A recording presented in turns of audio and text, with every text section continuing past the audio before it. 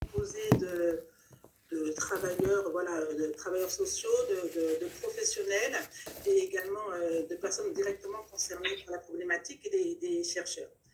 Alors, je, je, je voulais vous dire que pour passer à la deuxième partie, là, avec les focus, je vous rappelle que trois phases bâtissent les recommandations correspondant à un suivi en amont du retour en famille, pendant et en aval. Donc, la phase 1 et 2, l'enfant est placé hors du domicile familial. En phase 3, l'enfant vit au domicile familial. Et donc, comme l'a rappelé Camille, ces phases sont vraiment théoriques, la temporalité étant liée à la réalité de chaque situation familiale et aux difficultés particulières de chaque parent. Alors, pour ce webinaire, il a été décidé de se focaliser sur la phase 2 et 3. La première consistant à apprécier la pertinence du retour de l'enfant dans sa famille.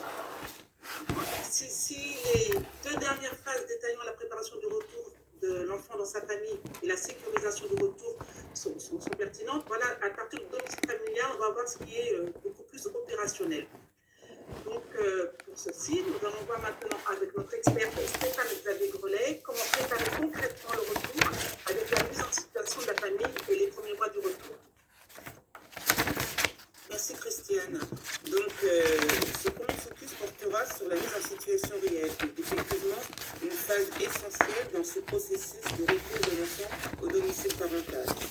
La mise en situation réelle est souvent source de stress, d'angoisse. Elle amène à certaines appréhensions qu'il convient de parler tant avec l'enfant qu'avec le parent dans des espaces de parole dédiés. La mise en situation réelle sera d'autant plus difficile à vivre que les raisons du retrait et du placement de l'enfant du domicile resteront floues et qu'elles n'auront pas été parlées et travaillées. La mise en situation réelle, en fait, elle consiste en une participation accrue des parents au quotidien de l'enfant placé, d'une part, et en une intensification, une diversification des temps de rencontre, d'autre part. La participation accrue des parents au quotidien de l'enfant, elle vise à inscrire davantage le parent dans les démarches liées à leurs prérogatives parentales, en les laissant agir en première ligne. Il s'agit en quelque sorte de glisser progressivement d'une situation de suppléance parentale qu'oblige le placement pour tendre vers une co-prise en charge de l'enfant, parent, hébergement. L'accompagnement éducatif a alors pour objet d'associer et de soutenir le parent dans les différentes démarches à effectuer, que ce soit des démarches administratives, des démarches scolaires ou des démarches relatives à la santé. Par exemple, pour illustrer, dans mon établissement, nous essayons d'associer systématiquement les parents dans les démarches relatives à la santé et à la scolarité. Nous avons également fait le choix, pour les parents qui continuent à percevoir les allocations familiales, de les associer systématiquement aux dépenses afférentes à l'éducation ou à la scolarité de leur enfant. Ça passe à travers l'achat de matériel scolaire, à travers l'inscription au club de sport, l'achat de vêtures, le coiffeur, voilà. Tout ce type de dépenses, on essaie d'associer systématiquement le parent au financement. Pareillement, en fonction des revenus des parents, nous leur demanderons de participer aux achats de fournitures, voilà, comme je l'évoquais à l'instant. Quand bien même la participation financière serait minime, elle est avant tout symbolique, en fait, cette participation financière.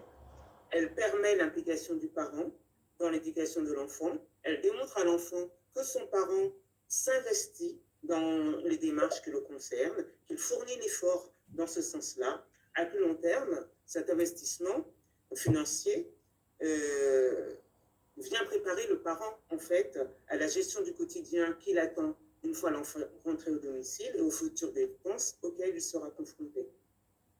Cette question de l'argent, de cette relation argent entre le service d'hébergement et le parent est vraiment une question saillante dans ce processus de mise en situation réelle.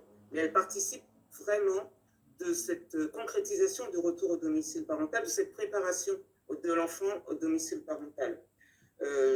J'en prends pour exemple la rencontre que nous avons eue avec des mères prises en charge par ATD Carmonde. Et ces mères déploraient que leurs enfants, quand elles récupéraient leurs enfants pouvaient être dans des exigences, notamment matérielles, que leur situation financière ne leur permettait pas de supporter. Cette incapacité à répondre à ces envies pouvaient être source de tension avec leurs enfants et d'incompréhension des enfants, entretenus parfois, on le sait, dans quelques achats habituels, sans qu'on réfléchisse à la capacité du parent à assumer ces mêmes dépenses. Et ces mères soulignaient combien elles s'étaient senties dévalorisées dans cette confrontation aux envies de leurs enfants et combien elles avaient le sentiment que leurs enfants portaient sur elles un regard négatif. Et nous percevions à travers ces échanges que ce sentiment de dévalorisation pouvait également faire conflit, voire faire opposition avec le service de placement qui avait en charge leur enfant. Donc tellement tellement elles avaient le sentiment de ne pas pouvoir rivaliser face au service de placement et d'être en rivalité, de ne pas, voilà, il y avait une rivalité, on sentait qui pouvait s'instaurer à travers ce regard dévalorisé posé sur elles. À mon sens, cette participation financière des parents à hauteur de leurs moyens permet également du coup l'ancrage de l'enfant dans sa réalité et effectivement le prépare au retour au domicile parental. Je tiens par ailleurs à souligner l'importance d'accorder systématiquement un temps d'échange parents, professionnels, enfants, professionnels à l'issue des différentes démarches, de manière notamment à ce que le parent puisse dire la manière dont il a vécu ce moment, les émotions suscitées, les difficultés rencontrées. C'est vraiment important que les professionnels puissent accorder ce temps régulièrement après démarche. En fait, la participation accrue du parent au quotidien de l'enfant placé permet non seulement d'accompagner le parent dans une montée en compétences, mais de lui redonner confiance en le reparentifiant, en lui rendant les prérogatives parentales soustraites par le placement, car nous connaissons tous ces situations où, par commodité, par facilité, pour aller vite, les professionnels de l'hébergement peuvent, sans intention particulière, mais peuvent souvent se substituer aux parents et les disqualifier sans en avoir l'intention. J'insiste sur ce point parce que justement, toute la mise en situation va consister, j'insiste sur ce glissement entre la suppléance parentale qu'oblige le placement à on redonne aux parents leurs prérogatives parentales. Donc, comme je l'indiquais au début de mon propos, la mise en situation réelle, c'est aussi une intensification et une diversification des temps de rencontre. Mais avant de développer ce point, je tiens à préciser que l'intensification des temps de rencontre parents-enfants nécessite un travail étroit, une articulation étroite entre le service de placement et le service de milieu ouvert en charge du suivi. Dès lors que l'on s'oriente vers cette intensification des temps de rencontre, il convient de fixer des entretiens distincts du conjoint avec l'enfant, avec le parent, qui sont autant d'espaces dans lesquels l'enfant, le parent pourront exprimer leur velléité, la manière dont ils perçoivent les modalités de rencontre à venir, la fréquence, la durée, et tout cela bien sûr dans une progressivité. On ne peut envisager l'intensification des rencontres parents-enfants sans cette nécessaire progressivité. Dans un premier temps, nous pouvons organiser des rencontres parents-enfants au sein de l'établissement de placement, à l'issue desquelles il y aura un temps de débriefing avec l'enfant, un temps de débriefing avec le parent. Concernant l'enfant, nous ne pouvons nous arrêter au dire de l'enfant. Le non-verbal, la gestuelle est aussi à prendre en considération, tant dans les moments qui vont précéder ces temps de rencontre que dans les moments qui vont succéder ces temps de rencontre. Cette observation de l'enfant nous permettra d'évaluer la pertinence, d'être toujours dans cette constante évaluation des modalités de retour progressif de l'enfant au domicile parental. À ces temps de rencontre intensifiés dans le lieu de placement viendront, dans un second temps, des temps de rencontre au domicile parental. Dans un premier temps, peut-être sur des temps de week-end, on peut envisager une journée, puis un week-end avec une nuit, 2 nuits. Puis, on va tendre progressivement vers un accueil séquentiel qui peut s'envisager sur une semaine partagée, moitié placement, moitié hébergement, soit une semaine sur 2, alternant une semaine famille, une semaine foyer. Pour tendre petit à petit vers un placement éducatif à domicile où l'enfant sera en continu au domicile parental et les professionnels interviendront au domicile de l'enfant. Au cours de la phase d'accueil séquentiel, ce temps partagé donc entre le domicile parental et l'hébergement, il convient de répartir le qui fait quoi entre les professionnels de l'hébergement et les professionnels de milieu ouvert. Cette articulation est indispensable pour sécuriser ce retour. C'est ce qui va permettre aux parents ou à l'enfant de savoir qui solliciter, à quel moment. Par exemple, on peut considérer que, si je prends l'exemple de ma pratique, les professionnels de l'hébergement interviennent en général sur les temps de soirée, les temps de nuit, les temps de week-end. Les professionnels de journée, eux, interviennent davantage en journée à l'occasion de visites à domicile, sont dans l'accompagnement du parent pour les démarches scolaires, pour les démarches vers les dispositifs de soins, etc., des parents. Toujours dans cette même démarche, venant sécuriser le retour des enfants à la maison, les professionnels pourront systématiquement rappeler aux parents qu'ils seront contactés pour s'assurer que tout va bien, contactés pour vérifier que ce qui avait été prévu s'organise comme tel.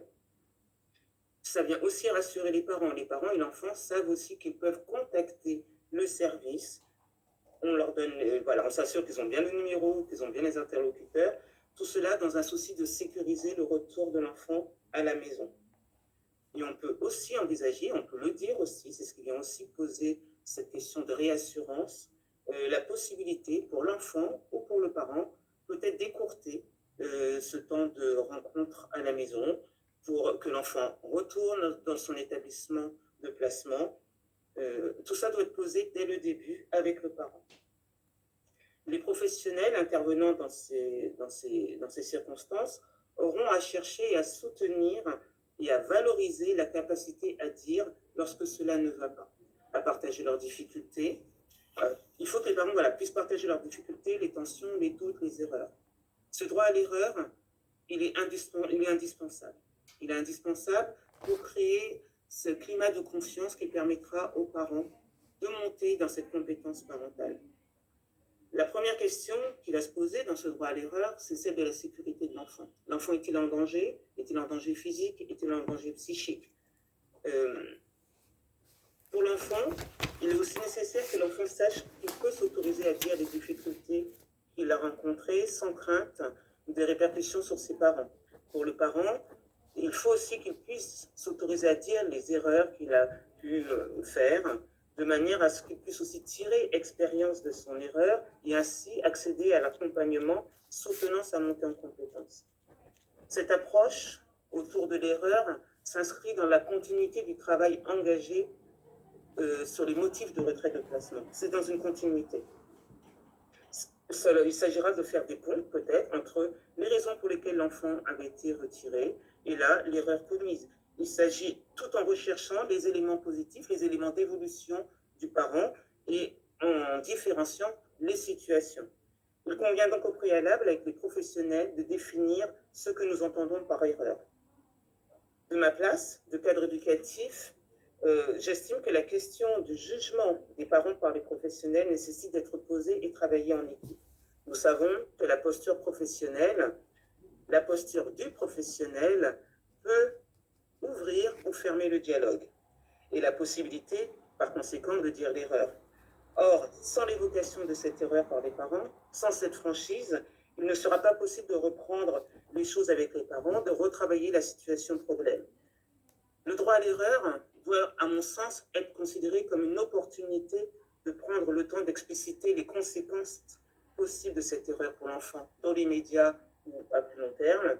Il est donc essentiel que les professionnels soient à l'aise avec cette question de l'erreur, de manière à instaurer ce climat de confiance qui est nécessaire pour dire cette erreur. Pour que les professionnels, à mon sens, soient à l'aise justement à accepter l'erreur, peut-être faudrait-il qu'on mette davantage l'accent sur les formations relatives aux techniques de conduite d'entretien ou à la gestion des situations conflictuelles. C'est ce qui va permettre aussi aux professionnels de développer des capacités d'habileté relationnelle et de faciliter cet échange entre le parent et l'enfant. Merci beaucoup, Stéphane.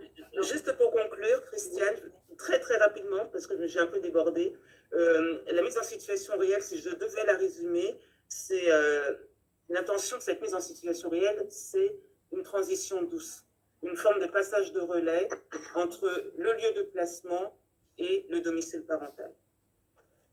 Merci Stéphane. Non, je trouve ça très important et effectivement de rappeler la transition douce.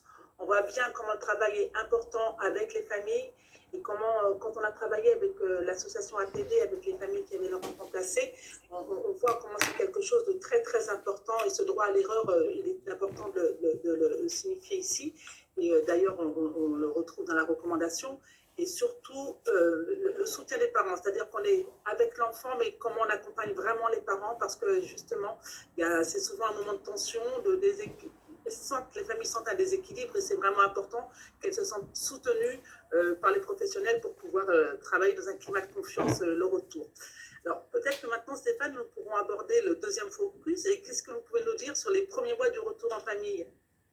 Alors, les premiers mois de retour en famille s'inscrivent dans la continuité de la dynamique soutenue lors de la mise en situation réelle. C'est comme pour le placement, en fait, le moment de départ de la structure de l'enfant est un moment intense, tant pour l'enfant que pour le parent. C'est le temps des bilans, c'est le temps des perspectives, parfois un peu flou les perspectives. Pour l'enfant, c'est une nouvelle séparation. Il nous semble important de souligner l'importance de permettre à l'enfant de maintenir des relations avec ses anciens camarades et les professionnels auprès desquels il a pu rester pendant plusieurs semaines, plusieurs mois, voire plusieurs années, et avec lesquels il a pu tisser des liens parfois très étroits, très forts. Le lien de confiance que l'enfant a pu établir justement avec ses professionnels de sa structure de placement a pu permettre l'expression libérée des émotions, des sentiments qu'il ressentait.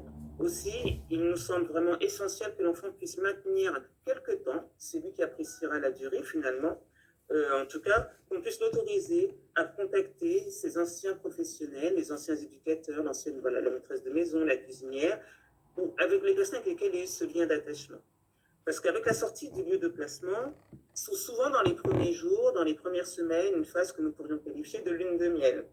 Et il n'est pas rare de voir des parents qui, cherchant à faire plaisir à l'enfant, à donner à voir qu'il est un gentil parent, ne pose plus guère de règles, ils vont cuisiner uniquement ce qu'aime l'enfant, voilà. Ou à l'inverse, des parents qui, cherchant à donner à voir une maîtrise de la situation, vont être dans un excès de rigueur, un excès de sévérité, ne laissant rien passer. Aussi, ces premiers mois de retour au domicile obligent à une vigilance, car passé la phase de lune de miel, il n'est pas rare de voir non plus l'enfant placé ou les parents confrontés à la crainte de revivre la situation qui avait conduit au placement, à la peur du quotidien partagé avec un enfant qui a évolué, qu'on ne connaît pas, un enfant qui était habitué à certaines règles et qui va en découvrir d'autres à la maison. Pour les parents, à la peur de la solitude, tout cela sous le regard éloigné mais toutefois présent des professionnels et avec cette peur constante d'un nouveau retrait de l'enfant. Les premiers mois donc de ce retour au domicile s'inscrivent dans la continuité du travail amorcé dès le début de la prise en charge de l'enfant et qui s'est poursuivi tout au long soit de l'étude de faisabilité du retour, soit à l'occasion de l'accueil séquentiel ou du placement à domicile. L'intervention des professionnels sur ces premiers mois de placement vise à consolider ce retour en soutenant la dynamique éducative impulsée lors des mises en situation réelles. En effet, il convient de rappeler que la participation accrue des parents au quotidien de l'enfant placé participait déjà du soutien à la parentalité nécessaire à la sécurisation de ce retour au domicile. De même, la poursuite du travail de réflexion engagé sur les motifs de retrait de l'enfant et sur les ruptures, les émotions engendrées par cette rupture. La rencontre avec les mères suivies par ATD Carmonde avait démontré combien il était nécessaire d'accompagner les parents dans la compréhension et de s'assurer de la compréhension des motifs qui étaient à l'origine du retrait de l'enfant et du placement, mais aussi de mettre des mots sur les émotions, les sentiments éprouvés lors de ce retrait, de manière à ce que, dans un second temps, les mères soient accompagnées pour comprendre la place de ce placement dans leur histoire familiale et le sens de ce placement tout court. L'accompagnement engagé au préalable aura permis aux parents donc de bénéficier de différents lieux ressources. Et en fait, ces premiers mois de placement c'est la consolidation en quelque sorte de tout le travail engagé en amont. Donc, ces premiers mois de placement au retour au domicile parental nécessitent une intervention particulière et un investissement particulier des professionnels avec une certaine disponibilité peut-être plus accrue que d'ordinaire, une intervention qui se pense également dans un lâcher progressif. Et ce lâcher sera d'autant plus aisé et plus sécurisé que les parents auront repéré, ils auront identifié, ils se seront investis dans des lieux ressources que sont les PMI, la CMPP, le CMP et les différents dispositifs de soutien à la parentalité vers lesquels ils auront été orientés avant le retour de l'enfant à leur domicile. Donc, dans ces premiers temps de retour au domicile, il s'agira surtout de poursuivre la démarche de soutien de la dynamique éducative et relationnelle impulsée dès le début de la prise en charge, en encourageant les parents à investir les différents lieux ressources, comme je viens de l'évoquer, et aussi en intervenant au domicile. Les interventions au domicile,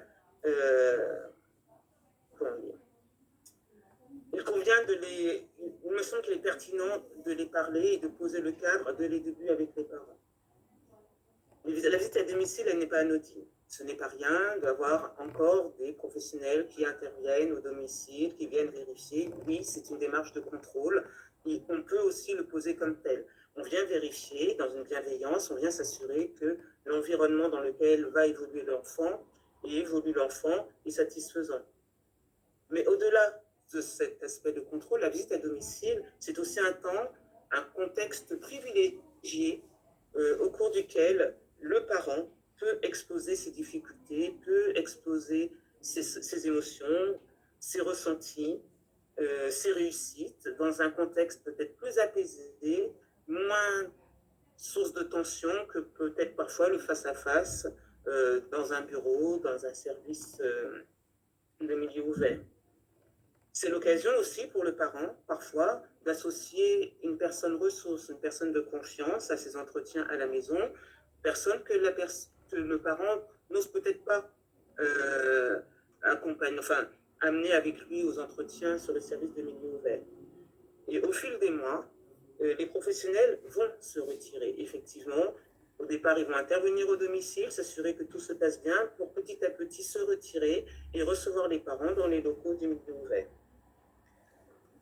Les premiers mois de retour au domicile seront d'autant plus réussis et sécurisés que l'enfant, le parent, aura aussi repéré, nommé des personnes ressources, des membres de la famille, des amis, des voisins, chez lesquels le parent, l'enfant, pourra trouver un temps de respiration, pourra trouver de la convivialité, pour s'extraire de ce face-à-face qui est peut-être parfois pesant sur ces premières semaines de retour, puisque on avait vu la mise en situation réelle, l'enfant avait toujours la possibilité de retourner sur son lieu d'accueil. Là, l'enfant est en continu à la maison, et parfois il est difficile d'être dans ce face-à-face sur ces premières semaines, et pouvoir identifier des personnes ressources chez lesquelles les parents ou l'enfant peuvent aller trouver un temps de respiration est vraiment essentiel dans cet étayage de la famille sur ces premiers mois de retour à la maison. Et enfin, et je finirai là-dessus, l'étayage, bien sûr, de la famille, c'est aussi par tout l'accompagnement dans les démarches de scolarité et les dispositifs de soins que peuvent être CMPP, psychologues, pédopsychiatres, etc. Merci beaucoup, Stéphane. Alors, je tiens à préciser que c'est vraiment important, l'étayage familial, et que Stéphane vous a parlé des ressources au sein de la famille ou bien des ressources au sein de l'environnement, mais en tout cas, on voit bien que quand on est en aval, quand il y a le retour, il faut avoir pensé, il faut savoir sur qui les parents peuvent s'appuyer, et les parents et l'enfant, bien évidemment. Et en tout cas, ces ressources au sein de l'environnement de l'enfant et des parents, elles sont vraiment primordiales et elles sont à travailler et à évaluer en amont. Alors, je vais maintenant laisser Camille vous présenter les leviers d'action partagés. Merci Christiane. Effectivement, avec l'ensemble des membres du groupe de travail, on a identifié deux leviers, des leviers plutôt de réussite, si on peut dire, du retour en famille et qu'il est important d'activer pour le coup dès le début du placement. Alors d'une part, le fait que les professionnels ils vont devoir s'assurer de la compréhension par les parents et l'enfant des motifs du placement et d'autre part, l'implication de la famille tout au long du parcours de protection doit être soutenue par les professionnels. Alors, la question de la compréhension des motifs de placement, en fait, elle va s'inscrire dans une vision qu'on peut dire réaliste de la situation. Évidemment, si toutes les actions qui sont engagées, elles ne peuvent être mises en œuvre que si elles vont faire sens véritablement pour tous les membres de la famille. Et par ailleurs, on sait que l'attitude des parents, notamment, peut varier dans le temps. C'est de l'implication, de l'ambivalence, de l'incertitude, parfois une absence d'implication. Et du coup, les parents d'enfants placés peuvent parfois être réticents, on le sait, à s'impliquer aux côtés des travailleurs sociaux. C'est là qu'il va falloir essayer de rechercher une certaine forme de sérénité dans les relations, même, je dirais, interindividuelles, parce que ça, c'est vraiment indispensable pour qu'on puisse, que tout le monde puisse travailler ensemble au retour de l'enfant auprès de ses parents. Voilà. Christiane. Merci beaucoup. Voilà, excusez-moi le micro. Merci beaucoup, Camille. Alors, nous arrivons à la fin de notre intervention et je vais donc laisser notre experte, Stéphane, aborder les messages clés de la recommandation. Oui, effectivement, Christiane. Alors, quelques messages clés. Alors, les différentes expertises mobilisées ont mis en évidence des principes permettant un retour pérenne de l'enfant, garantissant sa sécurité, sa santé, son développement et son bien-être. Donc, nous avons retenu quelques messages clés qui sont la progressivité du retour en famille de l'enfant afin d'éviter la rupture, le constamment évaluer pendant, après le placement, consolider les compétences parentales et les attitudes éducatives, prendre en compte l'avis de l'enfant tout au long du processus et formaliser l'articulation entre les services éducatifs en co-organisant notamment le plan d'action de retour. Il y en a plein d'autres, mais on en a retenu que ces quelques-là. Merci beaucoup, Stéphane. Alors, je vais maintenant, il y a Renaud Hard, dont j'ai parlé tout à l'heure, qui a copiloté les recommandations avec Camille, qui nous a rejoint pour la partie questions-réponses. Alors, je vais vous laisser la parole, mais c'est vrai qu'il y a eu pas mal de questions. On va essayer de répondre à un maximum de questions. Il y en a eu pas mal pendant le webinaire. Et puis, en amont de ce webinaire, vous aviez déjà posé quelques questions. Donc, nous allons pouvoir démarrer avec ces questions. Alors, sur les premières questions, il y avait vraiment... bonjour Renaud. Micro. Sur les questions, donc, les questions qui ont été posées, il y a eu des questions qui concernaient, excusez-moi, les outils. Alors, pas mal de questions ont été posées sur les outils. Donc, je vais essayer de faire en sorte que chacun puisse répondre. Donc là, je vais peut-être laisser Camille répondre sur comment évaluer la pertinence du retour en famille. Merci Christiane. Oui, on a eu effectivement beaucoup de questions sur l'évaluation, quels outils, quels délais, les critères d'évaluation de la pertinence. On a eu les signaux d'alerte qui empêchent le retour. Donc comme je le disais tout à l'heure, on a vraiment choisi de ne pas faire une recommandation sur l'évaluation. C'est un choix de notre part et on estimait que effectivement les professionnels disposent déjà d'outils de grilles diverses et variées peut-être qui leur permettent véritablement de faire cette appréciation de la pertinence du retour. Ceci dit, on a quand même essayé de mettre un encadré sur les contre-indications au retour, ça dont j'ai parlé tout à l'heure. Et on a également un tableau des risques de protection, des facteurs de risque et de protection qu'on a intégré à la recommandation et que vous pourrez voir qui peut être un outil, j'allais dire, aidant, même si ce n'est pas évidemment un outil d'évaluation, mais ça permet quand même de retenir certains critères qui permettent d'orienter la décision. Voilà, il y a aussi un paragraphe sur l'observation de l'enfant, j'ajoute, observation dont je parlais pour l'âge non verbal, mais pour tous les enfants. Voilà. Merci beaucoup, Camille. Alors peut-être, Je vais laisser Stéphane répondre sur assurer la coordination avec les professionnels de santé et de l'éducation nationale. Oui, tout à fait, Christiane. Donc, effectivement, dès le début de la prise en charge, c'est un axe de réflexion qu'il faut avoir avec les professionnels, à savoir que, voilà, on essaye de maintenir le lien avec la scolarité, on se répartit, parce que la question de la coordination, c'est aussi la coordination entre les services de placement et les services de milieu ouvert. J'insiste sur ce point avec l'articulation, le qui fait quoi, et comment se répartit, qui va justement être sur la scolarité, qui va être sur la santé, tout en associant, en essayant d'associer au plus près le parent. Mais la coordination, oui, elle va comment dire, elle est indispensable dans ce retour de l'enfant au domicile. Elle doit effectivement s'organiser avec le service de milieu ouvert et entre le service de milieu ouvert et l'hébergement. Je ne sais pas si j'ai bien répondu à la question, mais voilà, pour ce qui est de la santé, de questions relatives à la santé, à l'insertion scolaire de l'enfant, il me semble en tout cas que cette coordination passe dans un premier temps entre les professionnels et qu'ensuite on définit avec le parent ce qui peut être du ressort du parent ou ce qui peut être encore entre les mains des professionnels. Merci beaucoup, mais je pense que c'est quand même, voilà, il y a pas mal d'éléments dans votre réponse, Stéphane. Alors peut-être que je passe la parole à Renaud sur les rôles des TISF, des SAD, dans le cadre des droits de visite et d'hébergement. Oui, alors d'abord, bonjour à toutes et à tous. Je me présente, je suis Renaud Hard, je suis chef de projet effectivement à la Haute Autorité de Santé. J'ai élaboré avec les différents experts et Camille et l'ensemble de l'équipe cette recommandation. Sur la question de l'intervention, là, il y a deux questions en une, parce que j'ai essayé de suivre un petit peu le fil de questions pendant la présentation. Il y a effectivement la pertinence ou la possibilité, même dans certains territoires, d'avoir ce qu'on a appelé nous en phase 2. Donc au moment où on prépare le retour, une intervention anticipée des milieux ouverts qui s'exécute au cours de la mesure de placement.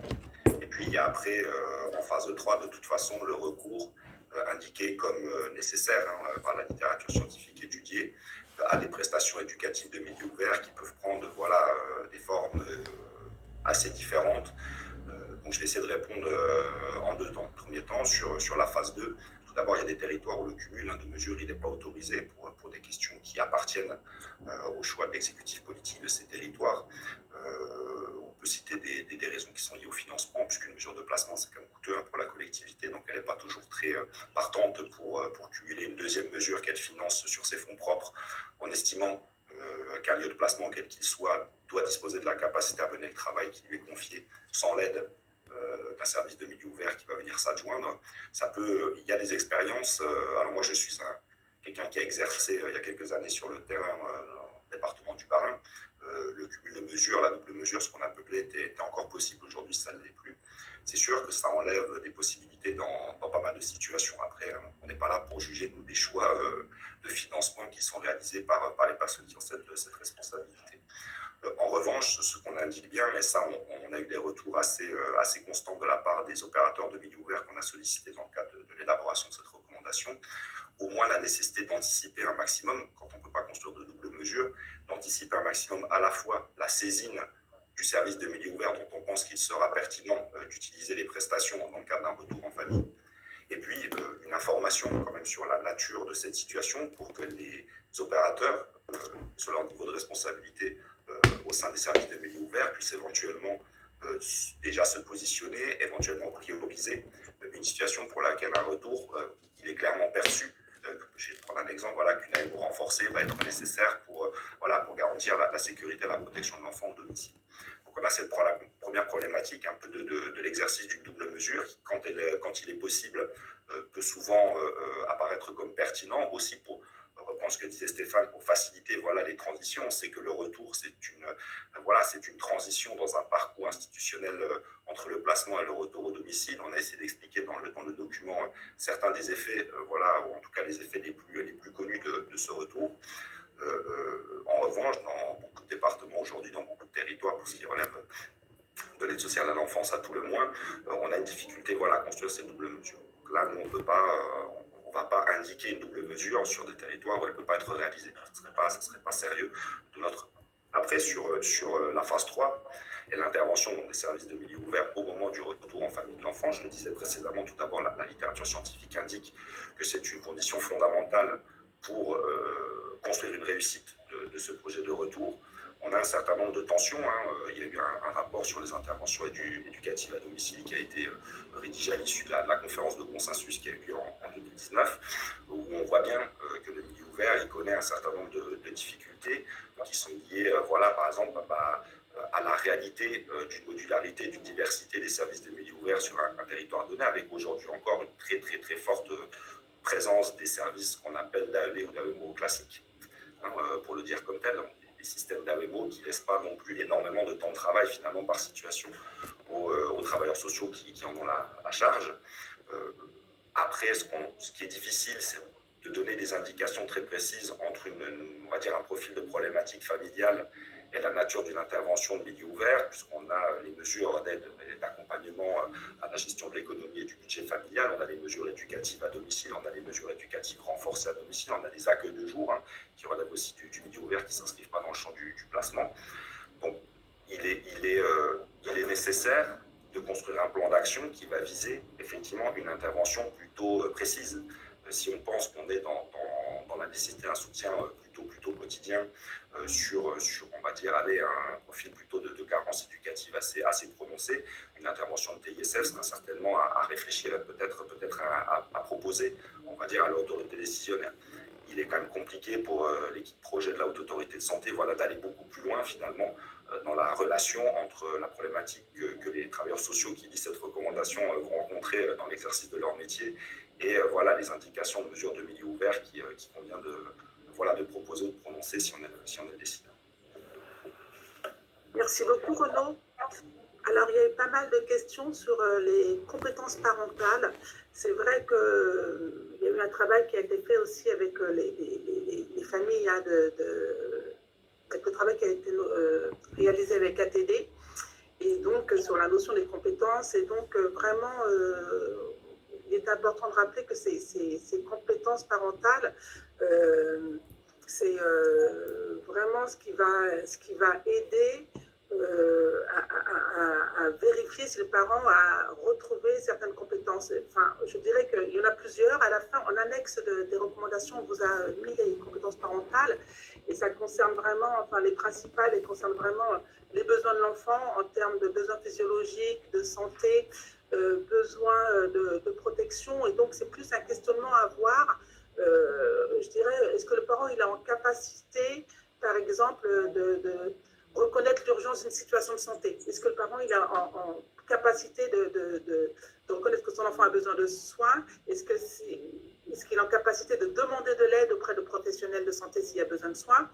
Concernant par exemple le besoin de protection, c'est vraiment est-ce que le parent est conscient d'un danger? Est-ce qu'il est conscient par rapport à l'âge de l'enfant et par rapport à son stade de développement? Est-ce que le parent n'est pas en train de surprotéger l'enfant? Est-ce que l'enfant n'a pas un manque de surveillance? Donc tout ça, c'est ce qu'on appelle les compétences parentales. Est-ce que le parent sait dialoguer avec son enfant, expliquer les choses? Et quand il ne l'est pas, on n'est pas en train de juger le parent. Ça veut dire que s'il ne sait pas le faire, est-ce qu'il sait demander de l'aide pour le faire? Est-ce qu'il peut s'informer? Alors, je dirais par exemple à l'adolescence, il y a plein de problématiques qui peuvent arriver. Est-ce que le parent est vraiment conscient, par exemple, des problématiques? S'il y a des problématiques d'addiction, on en parlait, de harcèlement, est-ce que le parent peut dialoguer avec les différents intervenants qui encadrent l'enfant, l'école, etc. Donc tout ça, ça fait partie des compétences parentales. Et je dirais que voilà, on a beaucoup travaillé ça. On a retrouvé avec les familles ATD qui avaient vraiment, je dirais, une résonance avec ce qu'elles entendaient par compétences parentales, et qu'il y a la littérature. Effectivement, on a travaillé avec des éléments de la littérature, et que les familles d'ATD nous ont fait vraiment une fiche sur les compétences parentales qu'on a mis également dans les recommandations, qui correspondaient vraiment, qui avaient des similitudes avec ce qu'on avait retrouvé dans la littérature. Donc ça, c'était voilà pour les compétences. Et je dirais que ces compétences, elles se travaillent tout au long de l'accompagnement. Quand l'enfant voilà, je dis attention, quand l'enfant est placé, on regarde, on est dans un dialogue avec les familles pour voir justement comment elles ont évolué. Il y a des compétences qui ne sont pas Il y a des compétences qui sont déjà présentes. Attention, je ne dis pas que les parents n'ont pas de compétences parentales, mais il y en a certaines qui sont peut-être défaillantes et qui sont à travailler, qui sont à trouver ou à soutenir. Donc voilà concernant les compétences. Alors après, il y a eu pas mal de questions. Je retourne sur mes petites fiches. Il y a eu pas mal de questions sur les outils. Les questions sur les outils, alors là, je vais laisser soit Stéphane ou Renaud répondre, mais on demandait est-ce qu'il y a des indicateurs de l'outil du bien-être, des outils pour évaluer, quels sont les outils et les échelles qui sont utilisés par les professionnels, qui effectue l'évaluation d'un enfant entre 0 et 6 ans quand il est confié. En tout cas, on sait qu'aujourd'hui, les outils, c'est très, très important. Donc, je ne sais pas si c'est Renaud qui veut répondre. Renaud, je vais commencer la réponse. C'est une question à la fois récurrente, compliquée, centrale. J'ai envie de dire que c'est effectivement de l'outil, quoi. Hein. L'outil, le livre qui brille, qu'on utiliserait pour éviter au maximum toute erreur d'observation, d'interprétation, de pondération. Alors bon, je vais peut-être vous décevoir, mais bon, on a quand même beaucoup fouillé. Alors peut-être d'abord pour introduire ma réponse, il y a des travaux de la Haute Autorité de Santé ou d'autres institutions. Je peux penser à l'ONPE, par exemple, le CESE également, qui ont aussi posé la question du bon outil, de la place de l'outil, et même de l'existence d'un outil qui serait pertinent. Moi, dans le fil de questions, parce que j'essaie de suivre en même temps en direct vos questions, j'ai vu qu'il y a des questions qui sont relatives à l'évaluation du bien-être de l'enfant, j'imagine, avant et à l'issue de la décision de retour. Et puis, la question de l'outil de l'évaluation de la compétence parentale ou des compétences parentales. Alors, il y a eu un travail de la Haute Autorité de Santé sur le cadre de référence d'évaluation du danger en protection de l'enfance, qui pose bien que, de toute façon, en protection de l'enfance, on l'évalue par rapport à ce que sont en capacité de produire comme protection, pour le dire simplement, les parents par rapport à cet enfant. Donc, la question des compétences parentales, elle est inhérente à la question du danger que peut encourir un enfant dans la relation qu'il entretient avec ses parents. Il y a eu deux temps dans la réflexion scientifique autour de la compétence parentale. Il y a eu un temps où on a cherché à définir ces compétences. Et nous, l'annexe 2 de la recommandation, elle pour démontrer qu'aujourd'hui, il y a eu un travail quand même assez conséquent qui a pu être fait sur justement cette définition des différentes compétences parentales qui vont pouvoir ou devoir être mobilisées dans le champ de la protection de l'enfance. Et finalement, en mettant à la suite la définition des compétences parentales établies dans le cadre de l'élaboration du cadre de référence sur l'évaluation de protection de l'enfance et en essayant de synthétiser les différents échanges qu'on a pu mener avec le groupe de travail qui était composé de représentants de parents d'enfants placés, on voit qu'il y a une similitude qui est assez importante sur la compréhension, tant par les usagers, pour le dire simplement, que par les professionnels, de ce que sont les compétences parentales. Ce qui est beaucoup plus compliqué, c'est de les évaluer, et je dirais même après de les pondérer les unes les autres, puisque les compétences parentales, c'est un halo de compétences très nombreuses, où en plus, en fonction des situations, ne mobilise pas les mêmes. Quelqu'un qui n'a pas un enfant qui est en situation de handicap n'aura pas besoin de développer des compétences spécifiques pour accompagner cette situation de handicap de son enfant. C'est quand même une question qui est hyper complexe. Il y a quelques grilles qui sont validées scientifiquement à l'étranger. On peut penser à la grille de Steinhauer, qui est souvent l'outil d'évaluation des compétences et de la sensibilité parentale le plus fréquemment cité. C'est un outil qui a été développé au Canada